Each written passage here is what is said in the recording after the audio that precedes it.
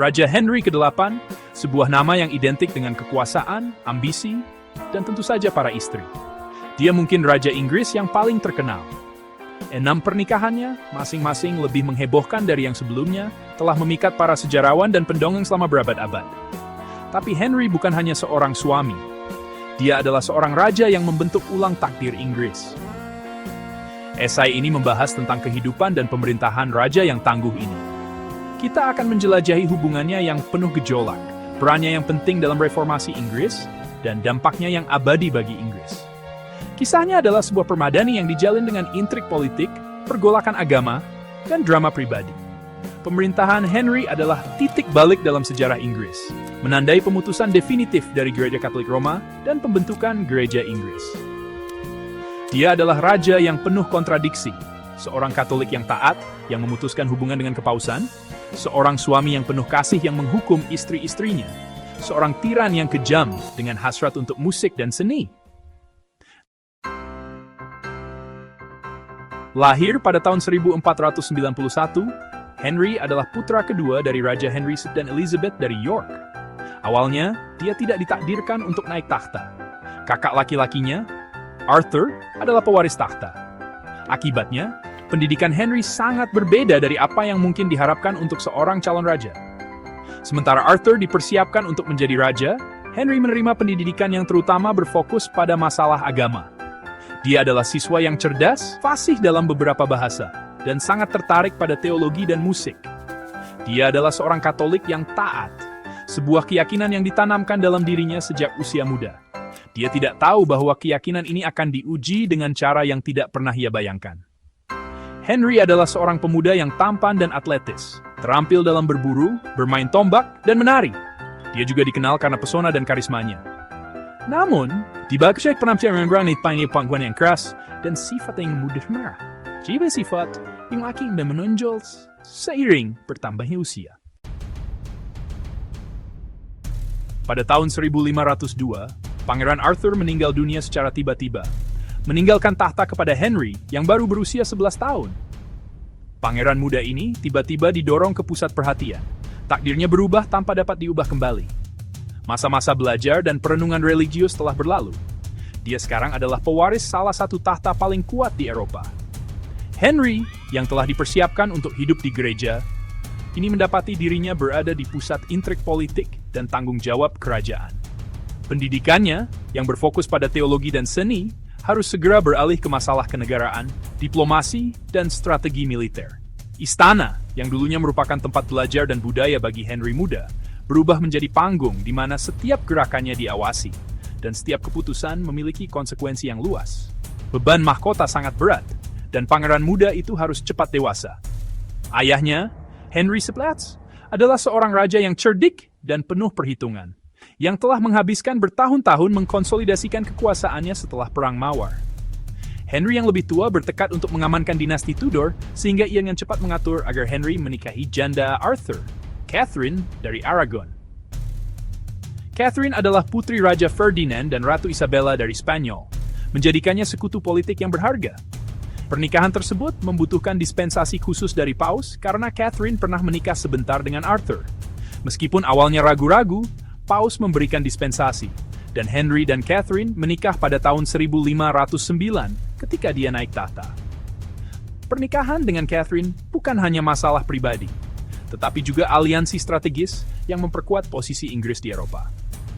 Ayah Henry telah merencanakan pernikahan ini dengan cermat untuk memastikan bahwa garis keturunan Tudor akan berlanjut tanpa hambatan dan bahwa Inggris akan memiliki sekutu yang kuat di Spanyol. Henry muda, yang kini menjadi Raja Henry VIII, harus menavigasi jaringan politik Eropa yang rumit, menyeimbangkan aliansi dan persaingan. Warisan ayahnya adalah konsolidasi yang hati-hati, tetapi Henry VIII memiliki visi yang berbeda untuk pemerintahannya. Dia ambisius, karismatik, dan bersemangat untuk meninggalkan jejaknya dalam sejarah. Dinasti Tudor, dengan lambang mawarnya, melambangkan era baru bagi Inggris. Pemerintahan Henry VIII akan ditandai dengan perubahan signifikan, baik di dalam negeri maupun internasional. Dia bertekad untuk menjadi raja yang dikenang bukan hanya karena garis keturunannya, tetapi juga karena prestasi dan reformasinya. Pernikahan dengan Catherine dari Aragon adalah yang pertama dari banyak peristiwa penting dalam kehidupan Henry. Ini mengatur panggung untuk tindakan dan keputusan masa depannya. Banyak di antaranya akan memiliki implikasi yang mendalam bagi Inggris dan dunia yang lebih luas. Catherine, seorang Katolik yang taat dan wanita yang berkemauan keras, memainkan peran penting dalam pemerintahan awal Henry. Dia bukan hanya seorang ratu, tetapi juga mitra dalam pemerintahan, menawarkan nasihat dan dukungan. Namun, pernikahan mereka akan menghadapi banyak tantangan, baik pribadi maupun politik. Saat Henry I tumbuh menjadi perannya sebagai raja, ia mulai menegaskan otoritasnya dengan lebih kuat. Dia bertekad untuk menjadi raja yang tidak dibayangi oleh warisan ayahnya. Ambisinya akan membawanya untuk membuat keputusan yang berani dan terkadang kontroversial yang akan membentuk arah sejarah Inggris. Dispensasi Paus untuk pernikahan Henry dengan Catherine hanyalah awal dari hubungan rumit Henry dengan Gereja Katolik. Keinginannya untuk memiliki pewaris laki-laki dan pernikahan berikutnya pada akhirnya akan menyebabkan perpecahan besar dengan Roma dan pembentukan Gereja Inggris. Pemerintahan Henry adalah periode transformasi yang signifikan. Pangeran muda yang pernah ditakdirkan untuk kehidupan religius yang tenang menjadi salah satu raja paling terkenal dan berpengaruh dalam sejarah Inggris. Kisahnya adalah bukti sifat takdir yang tak terduga dan dampak kepemimpinan yang abadi. Meskipun awalnya ragu-ragu, Paus memberikan dispensasi dan Henry dan Catherine menikah pada tahun 1509 ketika dia naik tahta. Pernikahan ini, meskipun awalnya dipandang sebagai aliansi politik yang kuat, pada akhirnya akan menjadi sumber gejolak pribadi dan politik yang hebat bagi Henry. Pernikahan dengan Catherine bukan hanya masalah pribadi, tetapi juga aliansi strategis yang memperkuat posisi Inggris di Eropa. Ayah Henry telah merencanakan pernikahan ini dengan cermat untuk memastikan bahwa garis keturunan Tudor akan berlanjut tanpa hambatan dan bahwa Inggris akan memiliki sekutu yang kuat di Spanyol. Henry muda, yang kini menjadi Raja Henry III, harus menavigasi jaringan politik Eropa yang rumit, menyeimbangkan aliansi dan persaingan. Warisan ayahnya adalah konsolidasi yang hati-hati, tetapi Henry VIII memiliki visi yang berbeda untuk pemerintahannya.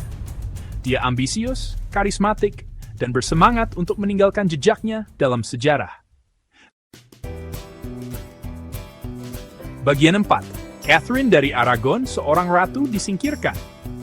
Catherine dari Aragon, seorang Katolik yang taat dan wanita yang bermartabat dan kuat, awalnya sangat dicintai oleh rakyat Inggris.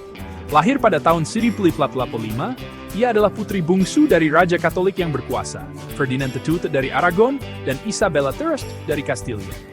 Pendidikannya dipenuhi dengan nilai-nilai agama Katolik, dan ia berpendidikan tinggi, fasih berbahasa Latin, dan berpengetahuan luas dalam berbagai mata pelajaran, termasuk filsafat dan teologi.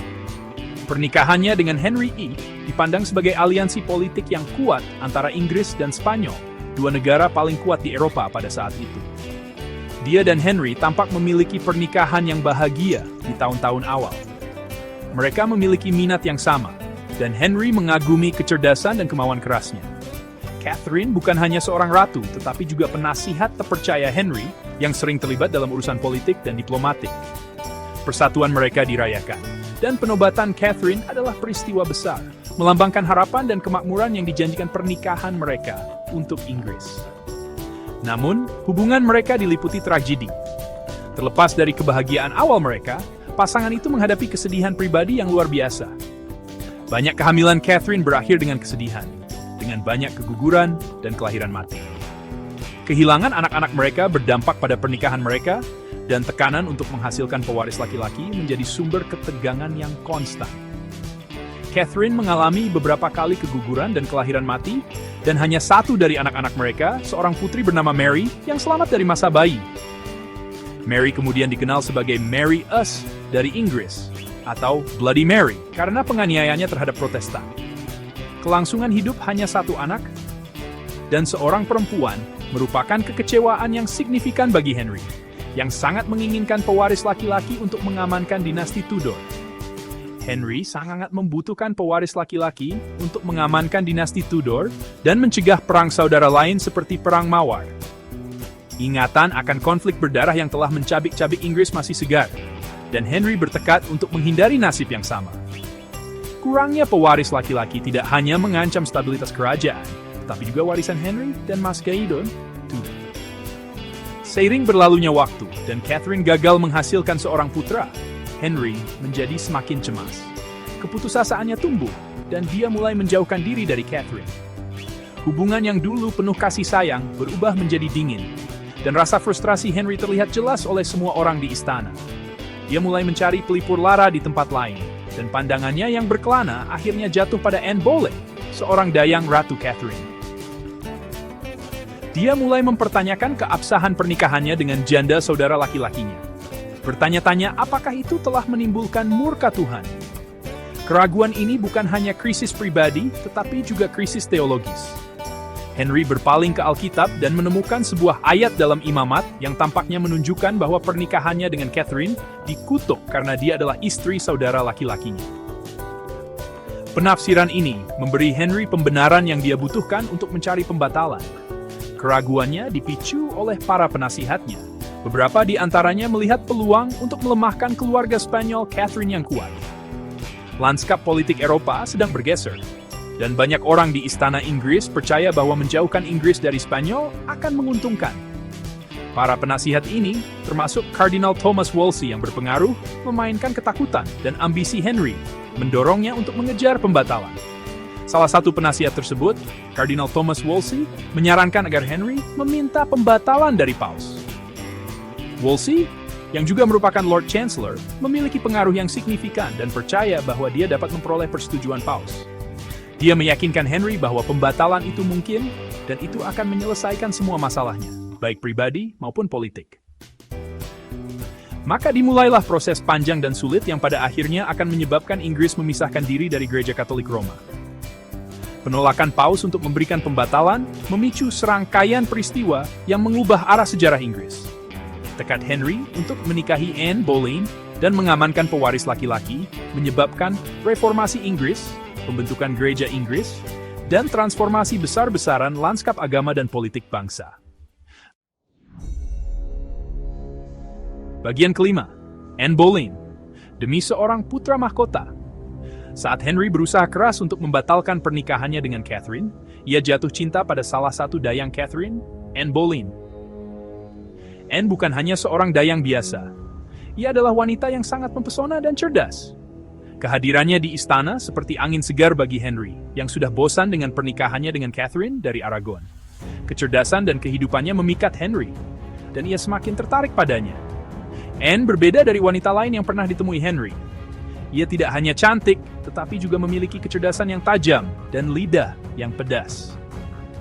Kemampuannya untuk terlibat dalam percakapan yang hidup dan penolakannya untuk tunduk membuatnya berbeda di istana, tempat wanita seringkali diharapkan untuk diam dan patuh.